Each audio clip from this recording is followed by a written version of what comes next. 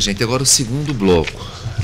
O segundo bloco nós estamos escutando o procurador da Fazenda Nacional, o deputado federal Francisco Tadeu Barbosa de Alencar. Como foi dito no primeiro bloco, é formado em Direito pela Universidade Federal de Pernambuco, especialista em Direito Tributário pela Universidade Federal de Pernambuco em parceria com a ESAF.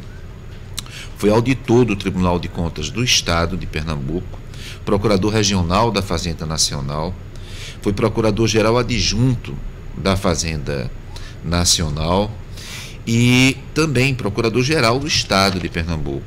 Recentemente, em 2014, o deputado Tadeu Alencar foi eleito com mais de 100 mil votos, não é? E nós estamos conversando um pouco exatamente sobre a questão da reforma política, porque também ele foi membro da comissão de reforma política, e o que é natural, dentro de uma democracia existem lobbies, existem grupos de pressão, existem lobbies lícitos, existem lobbies ilícitos. O Brasil ainda não tem uma regulamentação do lobby. Eu queria que falasse um pouquinho sobre isso. Eu acho que nós temos que jogar luz sobre esse assunto, porque o que mais acontece no Parlamento, no Congresso Nacional, é a existência de uma rede absolutamente capilarizada de lobby de todo tipo de influência.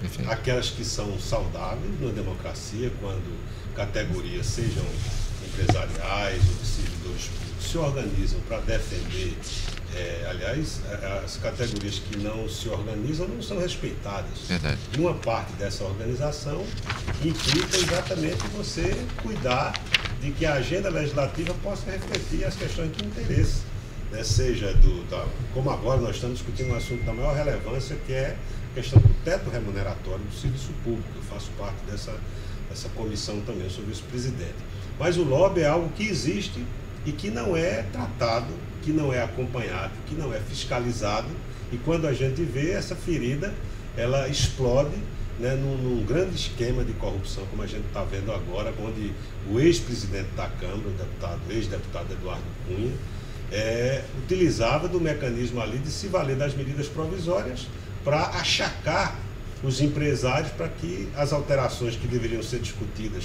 abertamente pelo Parlamento, no plenário da Câmara, eram objeto de negociações espúrias entre o presidente da Casa, e já como líder do seu partido no passado, e os setores interessados, que obviamente eles participam disso porque têm interesse em ver as suas questões aprovadas.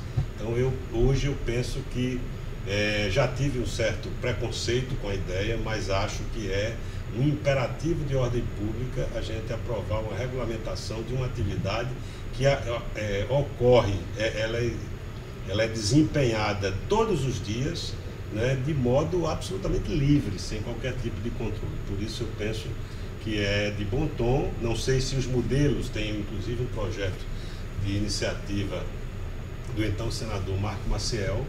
Eu não sei se esse projeto é o melhor modelo, mas certamente é um ponto de partida que pode fazer com que essa discussão avance na Câmara. Eu acho que o Brasil de hoje, do século XXI, pede que algumas questões a gente avance nelas, e uma delas certamente é aprovar uma regulamentação do lobby. Perfeito. No meu pós-doutorado eu cheguei a escrever um artigo sobre o lobby. O título é mais ou menos esse: o lobby e a lei. E aí eu pergunto, a questão da tecnologia na democracia. Então, quando um eleitor quer se comunicar com um deputado e manda e-mails, manda mensagens de WhatsApps, como é que, como deputado, nesse primeiro mandato, mas já em um mandato com bastante atividade, como é que o deputado, como é que o político reage diante das mensagens de e-mail, mensagens de WhatsApp, das redes sociais? Eu penso que nós vivemos, nos dias que correm, uma realidade muito diferente. No passado, né, o que acontecia em Brasília levava um tempo para que chegasse ao conhecimento de um determinado segmento que lia jornais, que ouvia a Hora do Brasil, que ouvia rádio. Hoje nós temos uma comunicação instantânea. Né? Todas as pessoas de todos os segmentos sociais têm a possibilidade de, acessando os canais diretos de retransmissão das sessões do plenário, das comissões onde são discutidas questões da maior relevância. A gente não enxerga qual é a importância do trabalho das comissões permanentes da Câmara dos Deputados. Então, eu acho que esse é um mecanismo, um instrumento que, bem utilizado, evidentemente, tem as disfuncionalidades, tem as questões de notícias falsas que também, de modo instantâneo, ganham repercussão, larga repercussão, com prejuízos, às vezes, enormes à imagem, à honra das pessoas, mas os benefícios são muito maiores, porque permite que, em razão dessa plataforma de comunicação, que é democrática, que ela é muito capilarizada, que ela atinge de modo instantâneo milhões de pessoas, é um instrumento poderoso de controle social e de intervenção na ação dos agentes políticos. Eu mesmo procuro interagir. Uma das recomendações que eu dou à nossa assessoria, que evidentemente é quem diretamente manipula as redes sociais, mas eu estou permanentemente, às vezes, deitado em casa, olhando o que é que as pessoas estão perguntando e o que é que nós estamos respondendo. Porque aquele político que responde à população de modo automático, sem qualquer aproximação com as questões que lhe chegam, certamente não tem espaço hoje no nível de expectativa que se cobra dos políticos. Aliás, nós vamos viver uma eleição diferente. A internet, eu acho que ainda leva um tempo de ter uma participação decisiva, mas certamente é uma eleição que o financiamento é diferente, com hostilidade muito grande da população, onde exatamente aqueles que tenham respeito pelo mandato que receberam, eu costumo dizer, você não recebe um cheque em branco para agir da forma como quiser. Você tem um compromisso, né, pactuado com o seu eleitor, de se comportar de uma dada maneira. Não é que você não tenha, por convicção, a liberdade de votar como achar que deve, porque você não vai atender ao interesse de 100 mil pessoas ao mesmo tempo. Nem todo mundo vai pensar igual. Mas a forma como você se comporta diante das questões que lhe são colocadas, será cobrado um preço alto àqueles que acham que o eleitor não está vigilante. Aliás, essa passividade que a gente está assistindo, mesmo diante da impopularidade do governo Temer, mas as pessoas não estão indo para as ruas.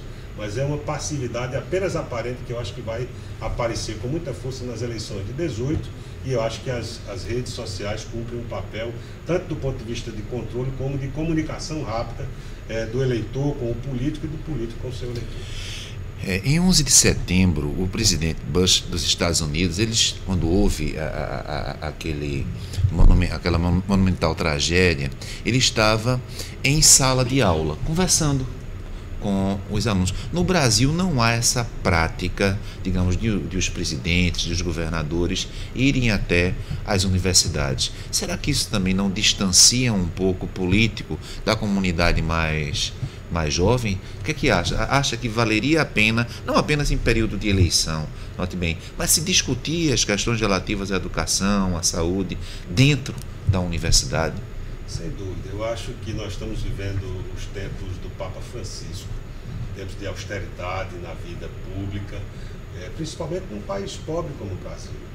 Não é possível assistir o desmantelamento, por exemplo, da assistência social. Você tirar um orçamento da assistência, do SUAS, que era de 3 bilhões de reais, e você coloca no orçamento uma proposta de 62 milhões. É uma redução de 98%. Então, no mesmo momento em que você dá refis bilionários para o setor empresarial, aliás, o relator dessa medida provisória era um notório devedor da Fazenda Pública. Então, eu acho que nós estamos precisando de políticos que tenham proximidade com a população. Eu tive a oportunidade de fazer parte do governo aqui de Pernambuco. Eu fui, como disse, procurador-geral do Estado e secretário da Casa Civil, e acompanhei o perfil de um governante que eu acho que era bem singular no Brasil, que ele associava uma matriz política que vinha do seu avô, que era um grande líder popular da história recente do Brasil, Dr. Miguel Arraes, mas associava a essa matriz política uma capacidade de gestão que eu acho que é em contexto que modificou a face do estado de Pernambuco. E tinha programas, por exemplo, o Ganho Mundo, onde os 2 melhores alunos de língua estrangeira, de cada uma das mais de 1000 escolas de Pernambuco, são escolhidos por esse mérito de serem os melhores, encaminhados para passar 6 meses no exterior, não para fazer um curso de língua, mas para aprender, olhar o seu país de fora, e de que a educação é um grande instrumento de transformação. Eu cansei de ver em viagens com o governador a família reunida e o estudante que participou desse intercâmbio com um cartaz dizendo: eu ganhei o mundo.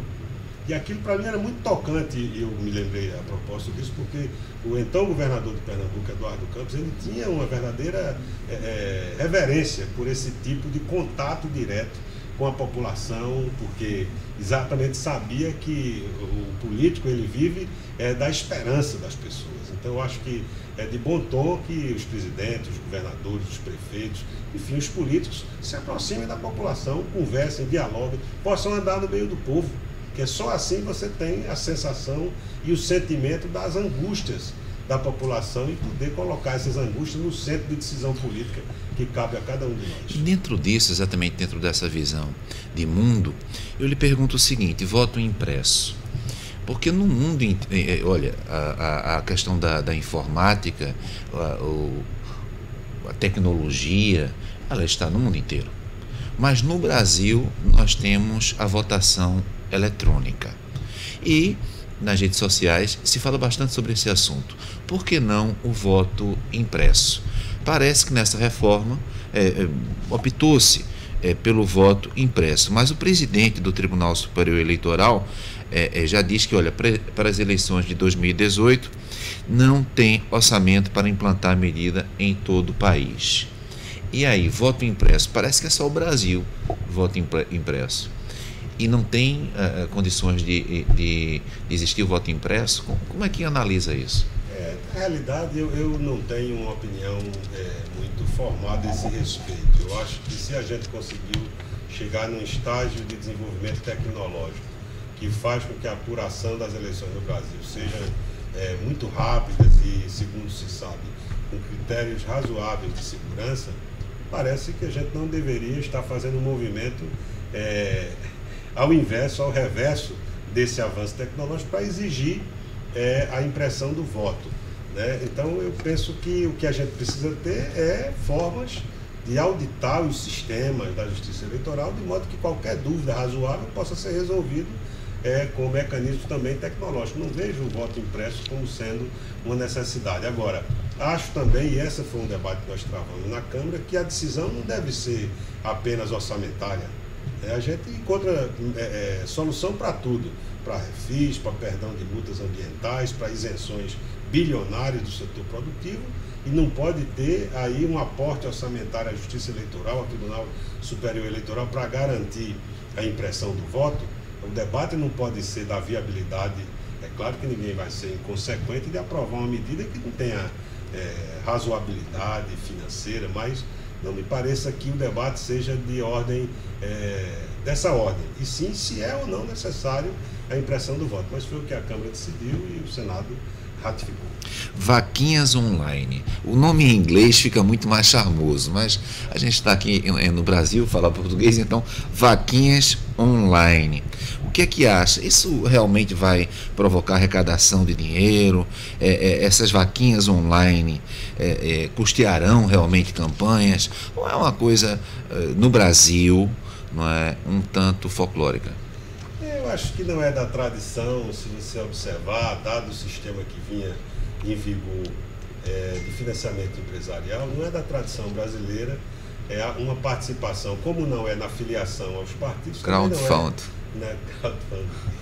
também não é no financiamento das campanhas. Mas eu acho que talvez essa seja uma inovação que pode mudar essa cultura, porque eu acho que nada mais democrático, nada mais, vamos dizer assim, cidadão, do que eu contribuir com um candidato que eu acredito, que eu quero que seja eleito.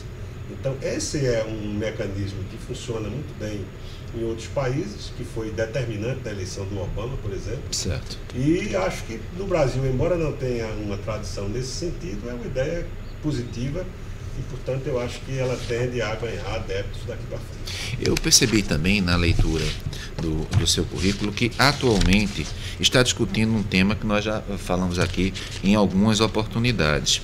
Forma de escolha, uma fórmula de escolha dos ministros do Supremo Tribunal Federal. Há pouco falamos do Tribunal Superior Eleitoral, cuja composição também contempla ministros do Supremo Tribunal Federal.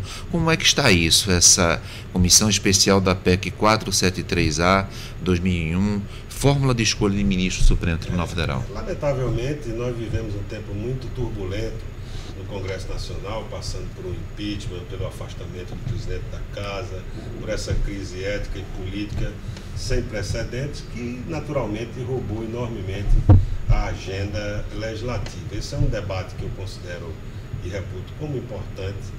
Nós vivemos a sucessão de ciclos políticos de um mesmo grupo, o que permitiu que a quase totalidade dos ministros da Suprema Corte tenham sido indicados por esse grupo, e obviamente que aqui não vai nenhum tipo de ressalva à honorabilidade dos eminentes ministros do Supremo Tribunal Federal, mas do ponto de vista democrático e do sistema, eu acho que era equivocado você ter uma indicação livre pelo Poder Executivo de toda a Suprema Corte.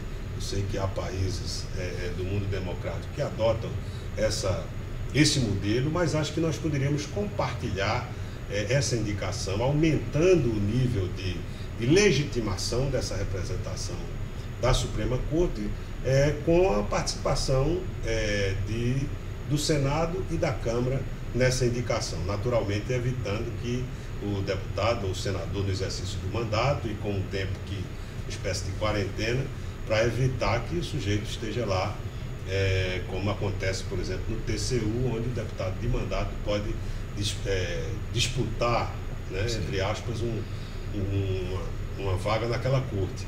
Então, por isso nós propusemos essa PEC para democratizar essa indicação e fixando também mandato, né? Embora a gente saiba que tem uma série de debates correlatos, né? Por exemplo, como é que você fixa um tempo de mandato e você vai ter ministros que vão ter mandatos e outros que não vão ter, quer dizer, você tem ministros de segunda categoria, alguns vitalícios e outros não, ou seja, tem aí, mas o que a gente pretendia era estabelecer um debate sobre isso. Eu acho que é necessário a gente pensar nessa questão e em outras, uma reforma do Estado brasileiro, por exemplo, um tema atual, a indicação que é de um cargo do Poder Executivo, naturalmente está dentro ali da discricionariedade do presidente da República, mas a indicação do diretor-geral da Polícia Federal. Eu acho que tinha que passar por uma sabatina no Senado exatamente para não permitir que a política, que evidentemente intervém em tudo, mas que você não tenha um critério no momento em que o Brasil vive a Operação Lava Jato, a afirmação da institucionalidade brasileira, que se pudesse ter uma sabatina pelo Senado, como existe nos Estados Unidos, por exemplo, né, os membros do FBI. Então, eu acho que em relação à Suprema Corte era de bom alvitre que a gente pudesse ter um aprofundamento democrático nessa indicação e que ela pudesse ser compartilhada entre o Poder Executivo, mantendo ali 5 integrantes livremente indicados pelo Presidente da República e 3 pelo Senado, 3 pela Câmara. Na nossa PEC até eu sugiro que o próprio Supremo pudesse também indicar um dos membros, embora essa ideia não parece ter muita simpatia, porque se diz que se começariam a ter grupos sendo formados dentro do tribunal, o que não seria positivo para o exercício da judicatura maior do Supremo. No caso de Portugal, existem os chamados juízes cooptados, que são aqueles juízes que são no Tribunal Constitucional, que são os juízes que são provenientes da própria carreira do Poder Judiciário. E na fundação das Cortes Constitucionais, da Corte Constitucional Portuguesa, se argumentava que em uma democracia, cargos políticos devem ter mandatos. Se o cargo de juiz, ministro, conselheiro, o nome que tenha, de um tribunal constitucional é um cargo político, dentro de uma democracia deve ter mandato. O que acha sobre essa linha de raciocínio que foi a linha de raciocínio implantada, por exemplo, em Portugal e na Espanha. Eu acho que a instituição de mandatos é benfazeja. A vitaliciedade, embora possa atender a necessidade de uma ampla independência do magistrado, mas acho que mesmo com a instituição de mandatos, eu acho que essa autonomia, essa independência, ela é perfeitamente possível de ser exercida. Então eu defendo, acho que isso é democrático, acho que a gente sabe, por exemplo, na Suprema Corte Americana, o sujeito não tem nem a aposentadoria compulsória, né? Porque ele vai até quando julgar que tem condição de exercer o munus da judicatura. Mas eu penso que a instituição de mandatos, ela é democrática, ela resolve esses conflitos que pontualmente a gente começou a identificar no Brasil pelo tão só fato de um mesmo grupo político se suceder por 3 mandatos presidenciais. Então, a quase totalidade dos membros da Suprema Corte ser indicado por um mesmo segmento político, por um mesmo partido político, eu acho que isso não é bom. Agora, na Espanha, grande parte do debate está em torno da independência da Catalunha em relação ao poder central. Pois bem, uma das questões que se coloca é que os políticos da Catalunha que foram presos seriam presos políticos. Por outro lado, o poder central, Madrid, diz que eles não são presos políticos, eles são políticos presos. Então, eu queria que comentasse um pouco, porque essa questão, embora as motivações sejam diferentes, também está no Brasil. O que seria um preso político, não é? Por vezes, na perspectiva de um lado, no caso da Catalunha, na perspectiva de Madrid, um político preso. E aí teria um desenvolvimento, queria falar um pouco sobre essa diferença entre preso político e político preso. Eu acho que essa é uma diferença que é muito sutil, né? Porque facilmente você pode tentar caracterizar uma insubordinação civil, que ela é, na sua raiz, um posicionamento político, parece nitidamente uma prisão política, porque eu estou defendendo aquilo que fere, na visão do poder central na Espanha, até a própria Constituição. Não vejo como enquadrar isso, senão como uma prisão política, porque, evidentemente, é de política que está tratando ali, não há nenhuma imputação que não seja de ordem política que possa ser feita aos líderes que querem a independência da Catalunha. Mas isso me remete aqui no Brasil a uma discussão sobre a questão do abuso de autoridade. Eu acho que é um tema que é importante a gente colocar em perspectiva, e o Congresso Nacional, evidentemente, parte dele, ele tem feito movimentos inconformado, essa parte do Congresso, inconformada com a autonomia das instituições, da Lava Jato, do Poder Judiciário, do Ministério Público, da Polícia Federal, entendendo que tem que estancar a sangria, que aliás foi uma expressão que ganhou ares de ser um estandarte daqueles incomodados com essa institucionalidade, que aliás é um legado da política. Se procura sempre associar a política como algo que não é um território dos bem-intencionados, dos que querem o bem do país, dos que têm espírito público, para dizer que é o território da vigarice. Mas tem a vigarice, mas tem muita gente de bem, com espírito público, com visão de Estado, com visão da ética republicana. Mas o que é certo é que eu acho que a gente precisa ter um cuidado muito grande para que o exercício dessas prerrogativas respeite também os direitos constitucionais. Nós vivemos um Estado de direito. Essas prisões espetaculares, eu acho que elas não fortalecem a democracia, porque você é linchado quando você tem uma investigação que está no início. Então, eu acho que esse é um cuidado que a cidadania democrática tem que ter um cuidado muito grande para que a gente não incorra em determinados, num viés que é de cunho autoritário. Por exemplo, as medidas contra a corrupção propostas pelo Ministério Público, embora tenham sido de iniciativa popular, elas tinham algumas um viés absolutamente autoritário. quando caçava prerrogativas do habeas corpus, quando validava a prova ilícita, porque há um clamor pelo combate à corrupção, mas esse combate à corrupção ele tem que se dar no trilho constitucional dos direitos estabelecidos para todos, da presunção de inocência.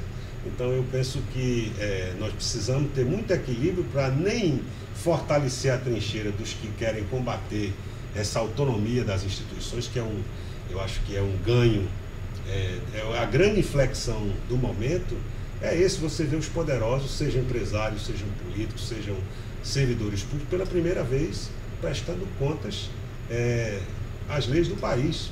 Essa é uma inflexão que daqui a algum tempo é que a gente vai perceber a importância, mas ela terá muito maior profundidade se ela não se desgrudar de respeitar nesse combate à corrupção os limites estreitos da Constituição, porque é dessa forma que a gente afirma a nossa democracia. Então o segundo bloco também agora terminou e a matéria do nosso terceiro bloco não poderia ser diferente, não é? O doutor Tadeu, ele é procurador da Fazenda Nacional e o nosso grupo é sobre política e tributação. Então eu vou conversar um pouco sobre as reformas tributárias no terceiro bloco. Em que momento, digamos, nós nos encontramos diante de uma federação como a nossa, profundamente assimétrica, com estados bastante fortes, mas com outros estados que, pela assimetria, demonstram uma fragilidade enorme, e isso repercutindo nos direitos fundamentais. A matéria do nosso terceiro e último bloco será reforma tributária, a política e a reforma tributária. Tá bem? Muito obrigado.